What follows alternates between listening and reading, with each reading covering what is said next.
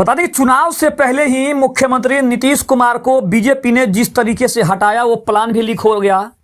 इसके अलावा बात करें तो नीतीश कुमार के नाम पर भ्रम फैलाया गया। चिराग पासवान को ज्यादा सीटें 4 पॉइंट में समझे बीजेपी की स्ट्रेटेजी क्या थी, आखिर नीतीश कुमार के हटाने के पीछे क्या मंशा थी और चिराग पासवान को इतनी अहमियत आखिर क्यों दी जा रही है। नमस्कार, मैं हूं संजीव और आप देख रहे हैं आप तक न्यूज। अगर आप हमारे चैनल पर नए हैं तो चैनल को जरूर सब्सक्राइब कर लें। नीतीश कुमार के राज्यसभा जाने के ऐलान के साथ ही बिहार में पहली बार बीजेपी का मुख्यमंत्री बनना तय हो गया है। भले ही नतीजों के लगभग 4 महीने बाद ही ऐसा होने जा रहा है, लेकिन इसकी जो स्क्रिप्ट है वो बीजेपी ने चुनाव से पहले ही लिख रखी थी। सीटों के बंटवारे से लेकर नीतीश कुमार के लिए मजबूती से कैंपेन करना बीजेपी की सोची समझी रणनीति का महत्वपूर्ण हिस्सा था। अगर हम समझने की कोशिश करें तो 2020 बिहार विधानसभा में मुकाबले में 2 बड़े गठबंधनों के बीच था। एक तरफ बीजेपी थी, जदयू, मांझी की हम और साहनी की वीआईपी पार्टी वाला एनडीए, और दूसरी तरफ आरजेडी, कांग्रेस और लेफ्ट का महागठबंधन। 2.5 साल पहले ही नीतीश पाला बदलकर वापस बीजेपी के साथ आए थे। एनडीए की तरफ से सीएम का चेहरा भी वही थे, पर पर्दे के पीछे से बीजेपी अपना सीएम बनाने की जुगत में थी। उसने जदयू के बराबर सीटों पर चुनाव लड़ने की मांग की, लेकिन नीतीश इसके लिए तैयार नहीं हुए।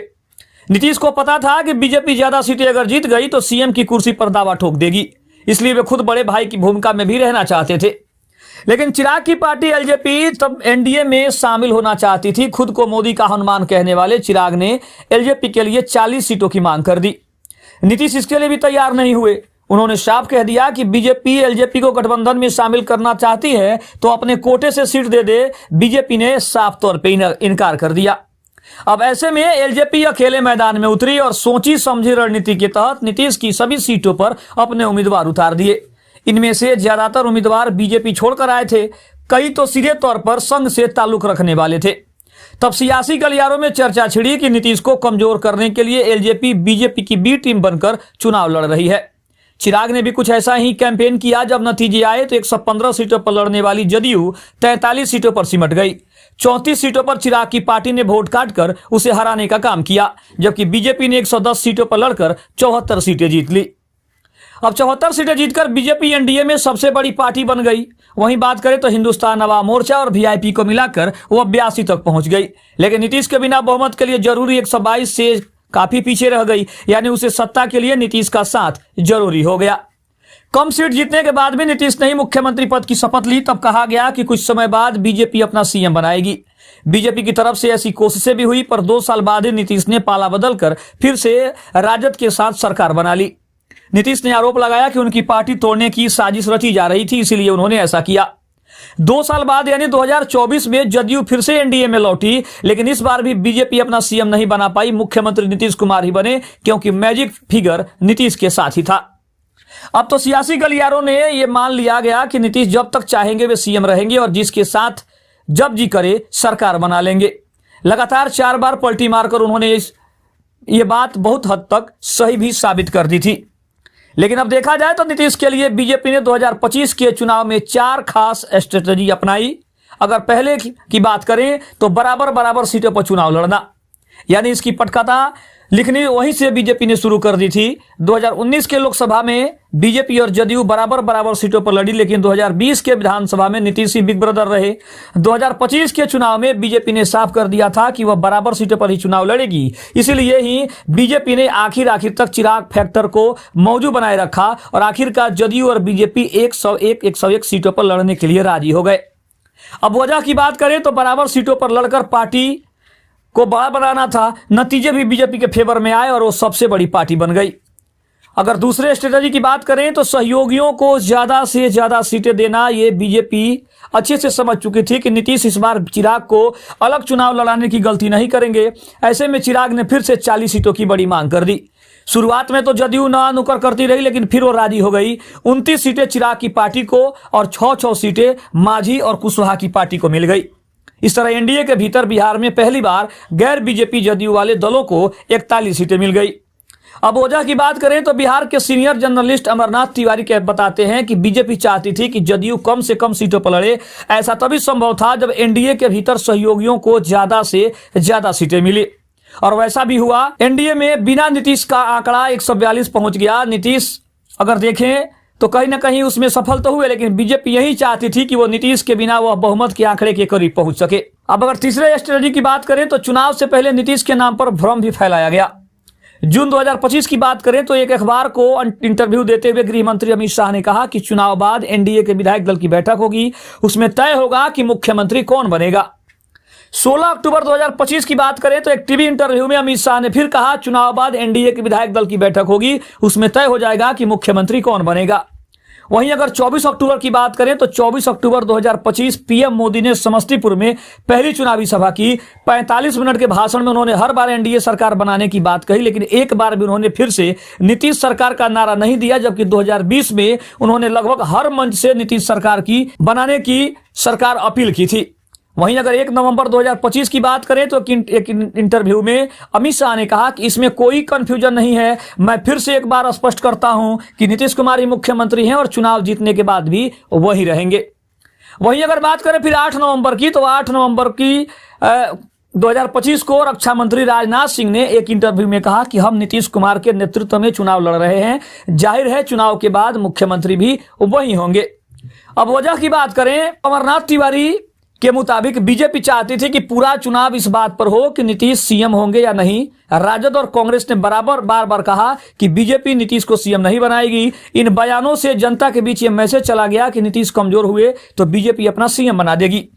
ऐसे में नीतीश के वोटर और पिछड़े तबके ने तय कर लिया कि नीतीश कुमार को इतना मजबूत बना दें कि बीजेपी उन्हें हटा ही नहीं पाए। कई लोगों ने नीतीश के आखिरी चुनाव समझकर भी उन्हें वोट दिया। नतीजों में भी ये साफ दिखा, जदयू ने 101 में से 85 सीटें जीत ली, इसका सीधा नुकसान आरजेडी को हुआ। अब अगर बात करें तो जदयू की सीटों पर मजबूती से प्रचार किया गया। प्रधानमंत्री मोदी ने बिहार चुनाव के दौरान कुल 16 रैलियां की, कुल 122 सीटें कवर की। इनमें से 42 सीटों पर जदयू लड़ रही थी। नतीजे आए तो 32 सीटें जदयू को मिली। इनमें से ज्यादातर वो सीटें थी जो 2020 में जदयू हार गई थी। इसी तरह गृह मंत्री अमित शाह ने 28 रैलियों में 141 सीटें कवर की। इनमें से 58 सीटों पर जदयू लड़ रही थी, 42 पर उसे जीत भी मिल गई। यूपी के सीएम योगी आदित्यनाथ ने 25 रैलियों से कुल 122 सीटें कवर की। इनमें से 47 सीटें जदयू के खाते की थी और 40 पर उसे जीत मिल गई।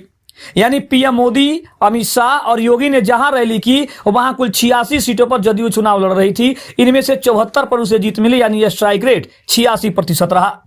अब वजह की बात करें तो करीब 65% सीटों पर जदयू की सीधी लड़ाई आरजेडी से ही थी। बीजेपी चाहती थी कि आमने सामने की टक्कर की ज्यादातर सीटें जदयू जीत ले और राजद कमजोर पड़ जाए, और हुआ भी बिल्कुल वैसा ही। अब बीजेपी के मन मुताबिक नतीजे आए, नीतीश कुमार का पाला बदलना मुश्किल होता गया।